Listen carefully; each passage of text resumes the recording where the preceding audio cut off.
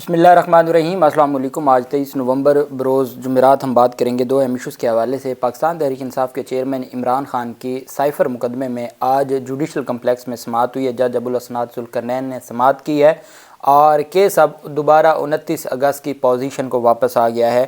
جج صاحب نے اس بات کو تسلیم کیا ہے کہ یہ بہت بڑا ریلیف ہے پاکستان تحریک انصاف کے خلاف، اور جج صاحب کی جانب سے یہ کہا گیا ہے کہ ان تمام معاملات کو اگر ہم دیکھیں تو آئین اور قانون بڑا واضح ہے، اور اب ہمیں جوڈیشل کمپلیکس میں ہی سماعت کرنی ہوگی، اور یہاں سے پھر عمران خان اور شاہ محمود قریشی کو بھی پیش کرنے کا جو حکم دیا گیا ہے۔ صبح سویرے کارروائی ہوئی ہے، اس کی تفصیل میں آپ کے ساتھ شیئر کروں گا، اور ساتھ میں آپ کو بتاؤں گا مظاہر نقوی صاحب کے خلاف جو سپریم جوڈیشل کونسل کی کارروائی ہے وہ آگے بڑھی ہے، اس کے اوپر بھی ہم بات کریں گے۔ اور دوسری جانب پرویز مشرف کیس میں جو اپیلیں ہیں اس پر جو اہم پیش رفت سامنے آئی ہے وہ بھی میں آپ کے ساتھ شیئر کروں گا۔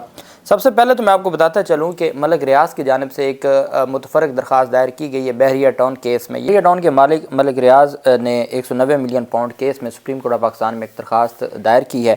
ملک ریاض نے اپنی درخواست میں یہ موقف اپنایا کہ نیب پہلے ہی 190 ملین پاؤنڈ معاملہ کی تحقیقات کر رہا ہے، ایسے میں سپریم کورٹ کے ریمارکس یا آبزرویشنز قومی احتساب بیورو کی تحقیقات کو متاثر کر سکتی ہیں۔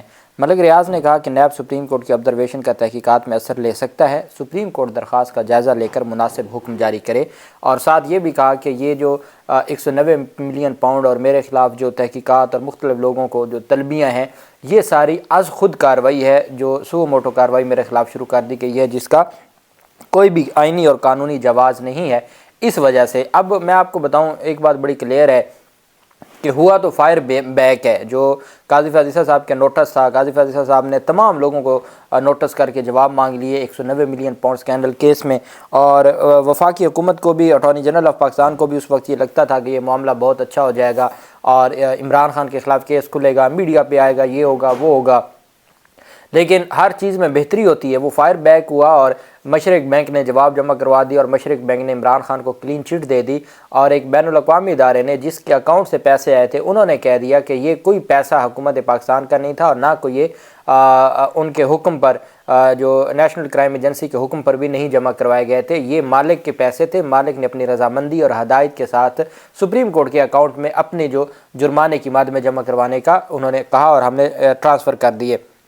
اب جب یہ سارا معاملہ آ گیا تو چیزیں کھل گئیں۔ یہ ملک ریاض کے انٹرویو تیار کر کے بیٹھے تھے کہ ہم ملک ریاض کا انٹرویو کریں گے، وہ القادر ٹرسٹ کیس کے حوالے سے ساری چیزیں بتائیں گے کہ مجھے یہ فائدہ غیر قانونی دیا اور اس کے بدلے میں نے یہ زمین دی ہے۔ وہ اب ملک ریاض کا انٹرویو ہو نہ ہو تو وہ پہلے ہی مشرق بینک کی ڈاکومنٹ سامنے آ گئیں، اور انہوں نے ہی واضح کر دیا، انہوں نے پورے کیس کو، جو سرکار کا کیس تھا اس کو اٹھا کے پھینک دیا، اور یہ سارا سپریم کورٹ آف پاکستان میں ہوا۔ اب سپریم کورٹ میں یہ جو درخواست دائر کی گئی ہے کہ جناب والا مہربانی کریں اور ہمارے کیس کو آپ کدھر لے کے جا رہے ہیں؟ ہمارا کیس تھا عمل درآمد کا، آپ عمل درآمد کی بجائے مختلف چیزوں کی طرف جا رہے ہیں جو از خود کارروائی کے زمرے میں آتا ہے، تو مہربانی کر کے آپ از خود کی طرف نہ جائیں۔ اور آپ جانتے ہیں کہ ہر کیس میں قاضی فیاض عیسیٰ صاحب ایسا ہی فرما رہے ہیں، اور یہ جو سلسلہ ہے یہ ایسا ہی چلتا جا رہا ہے۔ سپریم کورٹ آف پاکستان کے چیف جسٹس قاضی فیاض عیسیٰ صاحب کی سربراہی میں 4 رکنی اسپیشل بینچ نے سماعت کی، اور قاضی فیاض عیسیٰ نے کہا کہ لاہور ہائی کورٹ نے وہ ریلیف دیا جو پرویز مشرف کیس میں خصوصی عدالت کے فیصلے پر درخواست میں مانگا ہی نہیں گیا تھا۔ چیف جسٹس کی سربراہی میں 4 رکنی بینچ نے آبزرویشن میں کہا کہ درخواست گزار نے خصوصی عدالت کی تشکیل کو قدم دینے کی استدعا ہی نہیں کی تھی، جس نے 13 جنوری 2020 کو لاہور ہائی کورٹ کے حکم کو غیر آئینی قرار دینے کے خلاف اپیلوں کی سماعت کی۔ 17 دسمبر 2019 کو خصوصی عدالت نے سنگین غداری کیس میں پرویز مشرف کو سزا سنائی تھی۔ منصور علی شاہ، امین الدین خان اور اطہر من اللہ اس بینچ کا حصہ ہیں۔ چیف جسٹس نے سوال کیا کہ ہائی کورٹ کو آرٹیکل 187 کے تحت مکمل انصاف فراہم کرنے کا اختیار ہے؟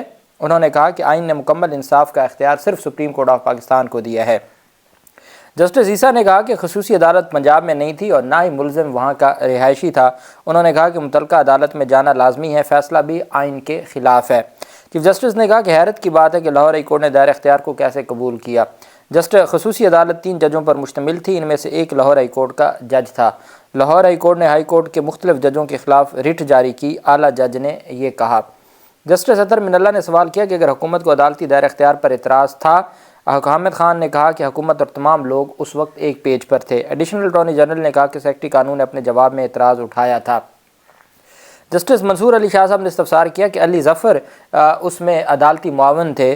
اگر انہیں بھی اعتراض ہوتا، جسٹس منصور شاہ نے سوال کیا کہ یا وہ بھی اس صفحے پر تھے، اس وقت اسی پیج پر تھے، تو حامد خان نے جواب دیا کہ لگتا ہے کہ علی ظفر بھی اسی پیج پر تھے۔ جسٹس اطہر من اللہ نے استفسار کیا کہ ایک ہی صفحے پر ہونا آئینی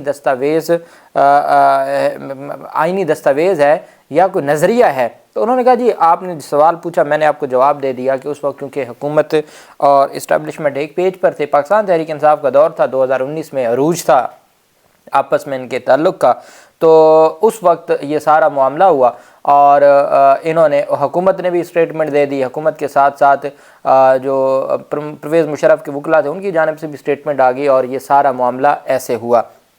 آپ جانتے ہیں، آگے میں آپ کو جا کے بتاؤں گا کہ مظاہر نقوی اس بینچ میں دو اور ججز تھے، ایک امیر بھٹی صاحب جو اس وقت کے چیف جسٹس ہیں، اور ایک جو جج صاحب تھے مسعود جہانگیر صاحب، وہ ان کی وہ ریٹائر ہو گئے۔ تو اس وقت امیر بھٹی صاحب موجود ہیں اور مظاہر نقوی صاحب سپریم کورٹ آ گئے، تو امیر بھٹی تو لاہور ہائی کورٹ میں ہیں، تو اس پر عدالت نے کہا کہ ہم اس معاملے کو دیکھیں گے، آپ تمام اپنی جو دستاویزات ہیں وہ جمع کروائیں اور جو تحریری دلائل ہیں وہ جمع کروائیں، اس کے بعد عدالت اس فیصلے کو دیکھے گی۔ اب جو ہم خیال لوگ ہیں ان کا یہ ماننا ہے کہ جی چونکہ یہ فیصلہ غلط تھا تو اس فیصلے میں جن ججز کا فیصلہ تھا ان کے خلاف بھی کارروائی ہو، اور جنہوں نے اس وقت طاقتوروں کے سامنے لیٹ گئے تھے اور ان کی مرضی کا فیصلہ دیا تھا تو یہ ان کے خلاف کارروائی ہونی چاہیے۔ میں کہتا ہوں کہ ہم کہتے ہیں کہ ٹھیک ہے، اب ماضی سے شروع کریں اور آپ ایسے ہی پھر آگے چلتے جائیں کہ کون کب کیا کرتا رہا، اور اصل چیز یہ ہے کہ اس وقت کون کیا کر رہا ہے، اس وقت کون آئین اور قانون کو پامال کر رہا ہے، اس وقت ایسا کون سا شخص ہے جس کے فیصلوں کے خلاف جو اپیل جاتی ہے وہ منظور ہو جاتی ہے، اس کے فیصلوں کو غلط قرار دیا جاتا ہے، غیر قانونی قرار دیا جاتا ہے، تو پھر ان کے بھی آپ ماضی کے رونے تو بعد میں روئیے گا، پہلے جو حال میں ہو رہا ہے اس کو بھی دیکھیں، تاکہ پھر اگر ججز کے خلاف کارروائی شروع کرنی ہے تو پھر بسم اللہ کریں، اب سے شروع کریں، اور آپ جو معاملات ہیں، کیس کوئی اور ہوتا ہے، فیصلے میں کچھ اور لکھا جاتا ہے، پھر وہاں سے شروع کریں۔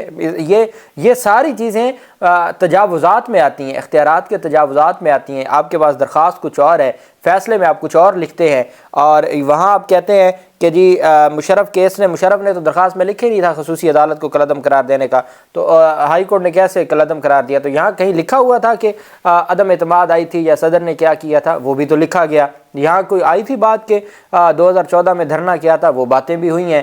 یہاں کوئی ایسی بات تھی کہ جس میں مشرق بینک کو بھی اور فلاں کو بھی 190 ملین پاؤنڈ میں نوٹس کیے جائیں اور ان سے جواب مانگے جائیں، ہوا ہے سارا کچھ۔ تو حقیقت یہ ہے کہ نہ تب بہتر تھا نہ آج بہتر ہے، اور ان ساری چیزوں کو آئین اور قانون کے مطابق دیکھنا ہوگا۔ اب جو پہلا مظاہر نقوی کو نوٹس جاری ہوا تھا وہ تھا 3/2 سے، جو چیف جسٹس قاضی فیض، سردار طارق مسعود اور جو افغان جج صاحب تھے chief justice Balochistan high court, وہ 3 شوکاز جاری کرنے کے حق میں تھے، اور 2 ججز امیر بھٹی اور جسٹس اعجاز الاحسن وہ حق میں نہیں تھے۔ اب جب یہ اس میں رگڑا لگا ہے مشرف کیس میں، اب اس کے بعد یہ ڈیولپمنٹ آئی ہے کہ مظاہر نقوی صاحب کو دوسرا شوکاز نوٹس جاری کرنے کا حکم دیا گیا ہے، اور اس میں 4-1 سے فیصلہ ہے۔ امیر بھٹی صاحب بھی، قاضی فیض صاحب نمبر میں چلے گئے ہیں، اور اعجاز الاحسن صاحب ایک ہے جو اپنے پرنسپل پر ڈٹے ہوئے ہیں، کس طریقے سے ججز کے خلاف کارروائی نہیں ہونی چاہیے۔ قاضی فیض عیسیٰ کی سربراہی میں یہ جو 5 رکنی سپریم جوڈیشل کونسل ہے، انہوں نے دوبارہ شوکاز نوٹس جاری کر دیا اور 14 دن میں جواب طلب کر لیا ہے۔ اب قاضی فیض عیسیٰ صاحب نے ہی اور طارق مسعود نے ہی کیس مقرر کرنا ہے، وہ پہلے شوکاز کو چیلنج کر چکے ہیں، وہ آج تک مقرر نہیں کیا، بینچ انہوں نے بنانا ہے، اور یہ سلسلہ وہاں انہوں نے روکا ہوا ہے، اور یہاں روز بیٹھ کر، روز 4-4 5-5 گھنٹے بیٹھ کر انہوں نے پہلے جو شوکاز تھا اس کی کارروائی کو دیکھ کے دوسرا شوکاز جاری کر دیا۔ جسٹس مظاہر نقوی کو الزامات کی تفصیلات کے ساتھ شوکاز جاری کیا گیا، اور اس سے پہلے جاری نوٹس میں الزامات کی تفصیلات شامل نہیں تھیں۔ شوکاز 4-1 کے تناسب سے جاری کیا گیا ہے، اور جو دلائل تھے وہ مکمل ہوئے، جو شکایت کنندگان تھے ان کے دلائل مکمل ہوئے، اور اس کے بعد یہ عدالت کی جانب سے فیصلہ آیا۔ اب ہم آ جاتے ہیں جو اہم ڈیولپمنٹ سامنے آئی ہے، وہ ہے اسلام آباد میں صبح سویرے 9 بجے ہی جج ابو الاسناد ذوالقرنین کی جو عدالت ہے جوڈیشل کمپلیکس اسلام آباد میں، وہاں پر سماعت ہوئی، اور پہلے دن سے ہی پاکستان تحریک انصاف کے لوگ یہ کہہ رہے تھے کہ آئین اور قانون کے مطابق کارروائی ہونی چاہیے، اور آئین اور قانون ہی کو مد نظر رکھا جانا چاہیے، اور اگر کوئی چیز آئین اور قانون کے برعکس ہوتی ہے تو ہم اس کو نہیں مانیں گے۔ آرٹیکل 10A کی خلاف ورزی تھی جو یہ ٹرائل شروع کیا گیا تھا، اب اس میں کیا ہوا کہ جب یہ سارے معاملات ہو گئے تو جج ابوالاسناد جو اسلام آباد ہائی کورٹ کے ڈویژن بینچ کا فیصلہ آ گیا، تمام کارروائی ختم ہو گئی، تو عدالت میں سماعت ہوئی۔ تو خصوصی عدالت کے جج ابوالاسناد ذوالقرنین نے سماعت کی، اور وکلاء کی جانب سے علی بخاری تھے، تیمور ملک، بیرسٹر تیمور ملک، خالد یوسف چودھری اور باقی وکلاء تھے۔ تو جج صاحب نے کہا کہ ہائی کورٹ کے فیصلے کی کاپی کدھر ہے؟ جج ابوالاسناد ذوالقرنین نے پوچھا کہ ہائی کورٹ کے فیصلے کی کاپی کدھر ہے؟ تو عدالتی عملے نے ہائی کورٹ کے فیصلے کی جو کاپی ان کے سامنے رکھی۔ جج صاحب نے کہا کہ علی بخاری صاحب آپ کو تو بڑا ریلیف ملا ہے۔ جج صاحب کے الفاظ تھے کہ جو آپ کو ایک بڑی اچیومنٹ ہے۔ تو بخاری صاحب نے کہا کہ ہاں جی بالکل، ہم تو پہلے دن سے کہہ رہے تھے کہ یہ جو جیل ٹرائل ہے یہ درست نہیں ہے، اور یہ ساری جو کارروائی ہے یہ غیر قانونی اور غیر آئینی ہے۔ تو دلیر جج صاحب نے پوچھا آپ کی تو بڑی اچیومنٹ ہے؟ انہوں نے کہا ہاں جی بڑی اچیومنٹ ہے۔ عدالت نے کہا کہ ٹھیک ہے، اب چونکہ 29 اگست سے ہم کھڑے ہیں، ہم 29 اگست پہ زیرو پہ پہنچ گئے ہیں، اب یہاں سے دوبارہ زیرو سے شروع ہوں گے، اور اب ٹرائل ہوگا جوڈیشل کمپلیکس اسلام آباد میں، اور عمران خان اور شاہ محمود قریشی کو 28 نومبر کو پیش کرنے کا حکم دیا جاتا ہے۔ 28 نومبر کو پیش کریں گے اور ٹرائل زیرو سے شروع ہوگا، اور پھر جو کارروائی ہے وہ آگے بڑھے گی۔ یہ عدالت نے فیصلہ سنایا ہے۔ جج نے کہا ہے کہ عمران خان کا ٹرائل اب 29 اگست سے پہلے کی پوزیشن میں آگے بڑھے گا، اور اب جو چیزیں ہیں وہ زیرو سے سٹارٹ ہوں گی۔ تو میں سمجھتا ہوں کہ یہ بہت بڑی کامیابی ہے پاکستان تحریک انصاف کی۔